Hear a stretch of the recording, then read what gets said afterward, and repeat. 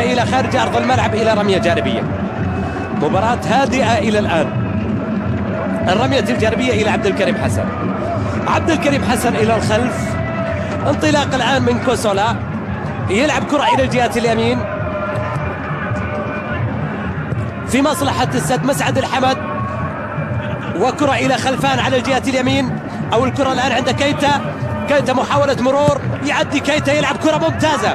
كيتا صاحب الهدف الوحيد في المباراة الماضية، الهدف اللي جاء مع الدقيقة رقم 5 بزمن شوط أو 45 بزمن شوط المباراة الأول، مع اللحظات الأخيرة في الشوط الأول من المباراة.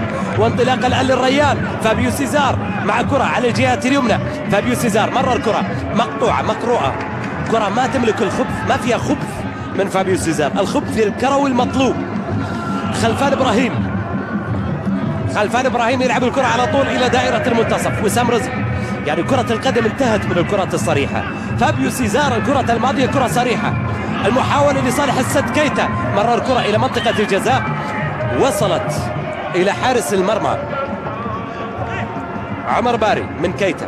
يعني بالأمس كيتا كان يتحدث مع الظهير اليسار عبد الكريم حسن، يقول له كنت أتمنى ألعب معك في يوم من الأيام، والآن عدت، والآن ألعب معك، وكنت أروح أجيب لك الأوراق توقع عليها كذكرى، لكن الآن صرت بالنسبة لي شيء عادي لأني تعودت عليك. ألعب إلى جانبك والأيام دول. هذه كرة ملعوبة إلى منطقة الجزاء إلى صافرة، مخالفة، ضربة حرة مباشرة. كيتا اللي أصبح أمر عادي جدا عنده عبد الكريم حسن يحصل على بطاقة صفراء، لمسة يد، بطاقة صفراء، يعني ما كان بحاجتها عبد القادر كيتا. يسجل بطاقة بالمجان الآن على السد وعلى نفسه في المباراة. اللاعب يجب أن يتفضل لنفسه أن يكون أذكى من ذلك. البطاقات الصفراء يتركها للأمور العصيبة، في قتل هجمة، في أشياء من ذلك. أما لمسة يد بالمجان يأخذ بطاقة صفراء، يفرط في حق فريقه وفي حق نفسه، وبالأصح يفرط. كرة لصالح السد ملعوبة على طول طويلة إلى الأمام في وسط الملعب. مرت الكرة إلى الجهة اليسار، تمرير عند يونس علي، مقطوعة، واصلة للسد من طلال بلوشي، يلعب كرة بالجهة اليمين. السد في محاولة على الجهة اليمنى. وسام رزق مرر، ترجع له مرة الثانية الكرة. الآن السد خلاص هو السد خورخي فوساتي. فوساتي الذي سجل أجمل المنجزات وأكبر الملحمات و4 بطولات. فوساتي السد، عاد فوساتي مرة أخرى للسد، للعودة والنهوض بالسد مرة أخرى بعد تعثر السد مع كوزمين أولاريو بالكاد في 2 أو أكثر. يحقق فقط كأس نجوم قطر بالكاد كوزمين أولاريو، ثم بعد ذلك ترك الفريق ووادع. خورخي فوساتي جاء كبديل والحل الأمثل بدلا عن كوزمين أولاريو التي نادت جماهير السد ولوحت وأشارت على إدارة الفريق بترحيل السيد كوزمين أولاريو. عمر باري عند المخالفة، ربع ساعة في الشوط الأول من المباراة. باري يلعب كرة طويلة إلى الجهة اليسار، إلى محاولة لصالح الريان عن طريق جر الله محاولة مرور، ينجح في المرور، والكرة بعد ذلك إلى خارج أرض الملعب لضربة زاوية، إلى ركلة ركنية لمصلحة الريان. ضربة الزاوية إلى يمين سعد الشيب من مخرجات سباير. والآن عندنا عبد الكريم حسن أيضا من مخرجات سباير. عندنا فات خلفان الموجود في دكة البدلاء هو من مخرجات سباير.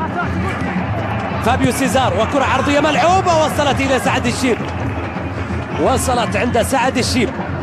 شيب طالب زملائه بالتقدم للأمام، يلعب كرة طويلة. يوسف أحمد ما وصلت للكرة، راحت للريان ومضت إلى الجهة اليسار من البرازيلي باتيستا.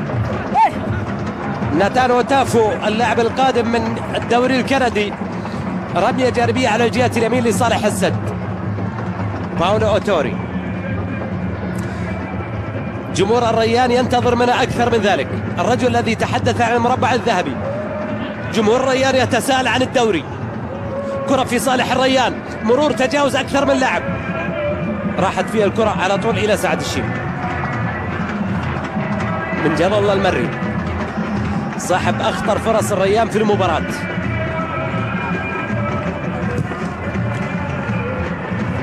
لقاء وتحدي أمريكا اللاتينية، فوساتي باولو أوتوري، مدرسة أورجوانية مدرسة برازيلية. تحدي دائما صعب بين مدرستين. كرة اللعب إلى الجهة اليسار إلى الكوري الجنوبي، يونغ سولي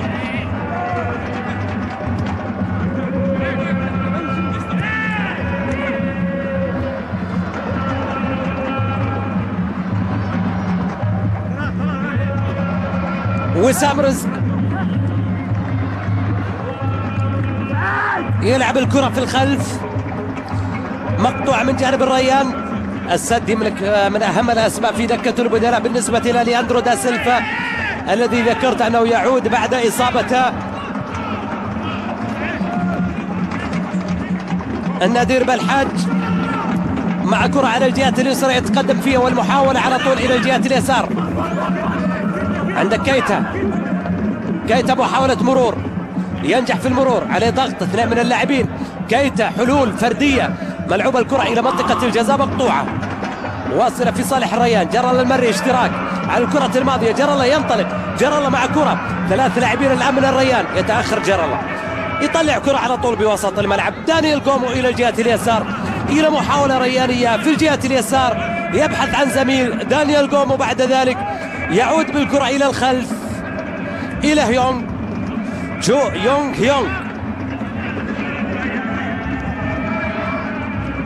يونس، وتمريرة مقطوعة، واصلة محاولة على طول طويلة إلى الأمام. تدخل بالرأس من أوتافو. يونس بحث عن كرة مقطوعة، ترجع إلى نادير بالحاج وتمريرة في وسط الملعب. عبد القادر كيتا، تمريرة طويلة مرت إلى خارج أرض الملعب إلى ضربة مرمى.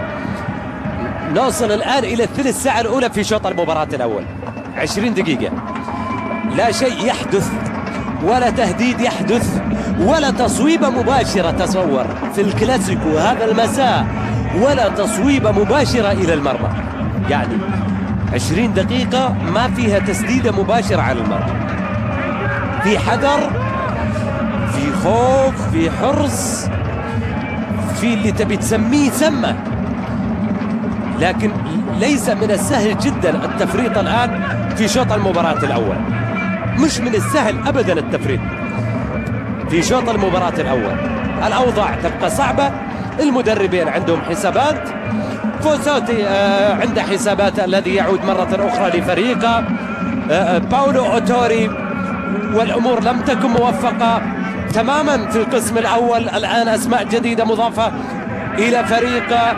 الأسماء هذه لا تتعرف على الأجواء بشكل جيد بالنسبة لدوري نجوم قطر، وإن كانت قد اشتركت في معسكرات إلى جانب الفريق، لكن الآن الاحتكاك إلى جانب الأندية الأخرى هنا في الدوري، التعرف على الأجواء في الدوري. هذه كرة ملعوبة في حدود منطقة الجزاء، الوصول إلى المنطقة، فابيو سيزار في رد التمريرة الماضية، دانيال جومو، وتصويبة سهلة جدا إلى يد سعد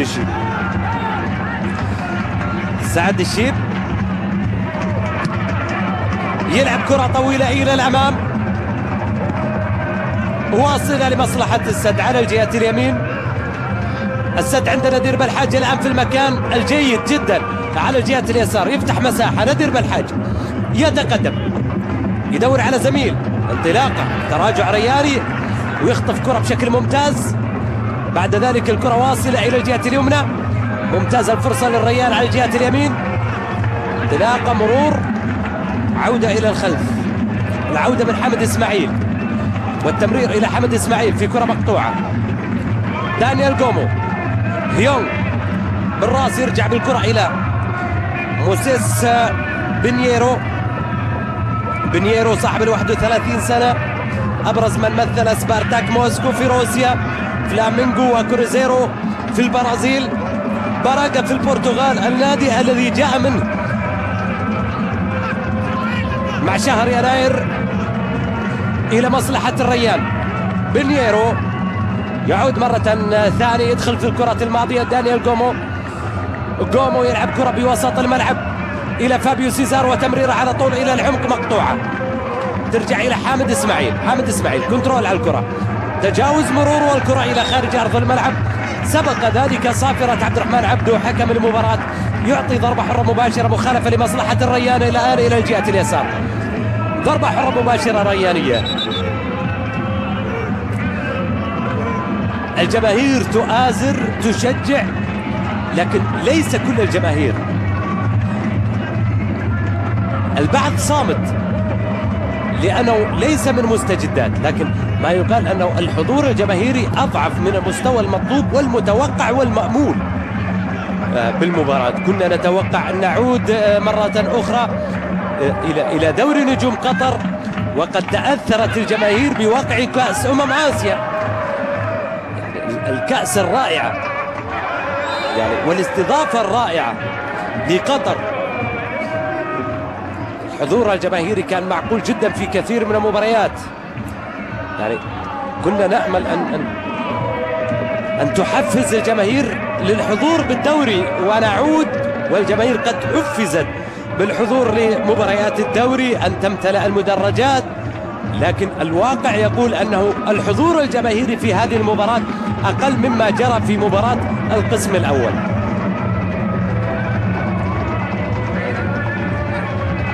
عبد الكريم حسن في كرة اللعب لصالح الريان ممتازة، جار الله على طول تنقطع كرته، واصلة لصالح السد عند خلفان إبراهيم.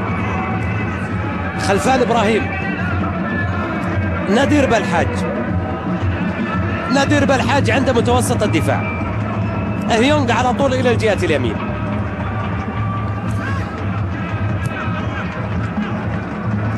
محاولة مرور على الجهة اليمنى مقطوعة، واصلة من صالح الريان على طول إلى حارس المرمى عمر باري. يعني ما يحدث في شوط المباراة الأول لا يصح تسميته أكثر من اجتهادات من اللاعبين ومناورات من المدربين. أمامك مدربين من العيار الثقيل، لا يمكن ولا واحد أن يستسلم الآخر. لكن أستطيع أن أقول المباراة وقعها على أرضية الملعب تماما أحداثها تشابه الأحداث اللي جرت بين الفريقين في القسم الأول. مباراة كانت أكثر من عادية في القسم الأول، لكن الآن ننتظر أكثر في شوط المباراة الأول وفي الشوط الثاني من المباراة. لكن فيما يخص جماهير الفريقين ما يعنيهم أن تكون المباراة ممتعة، ما يعنيهم فقط هو الانتصار بالمباراة حق. لكن من حق المشاهد والمتفرج والمتذوق لكرة القدم أن يرتفع الرتم، أن يرتفع الأداء.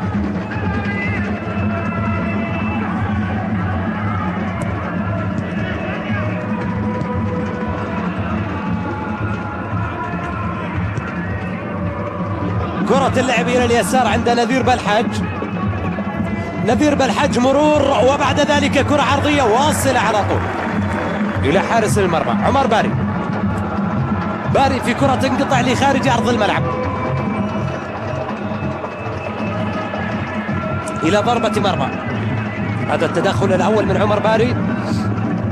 بعد ذلك ضربة مرمى ملعوبة الكرة إلى الجهة اليمين.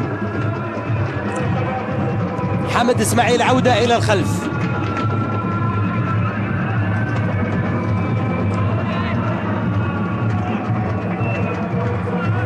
تحضير الكرة عند هيونغ.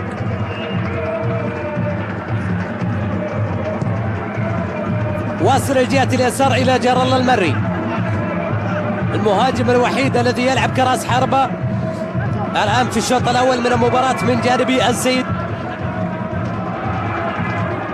باولو أوتوري، عبد الكريم حسن، وسام رزق إلى الطرف اليمين لمصلحة السد. تجاوز مرور بالكرة وسام رزق.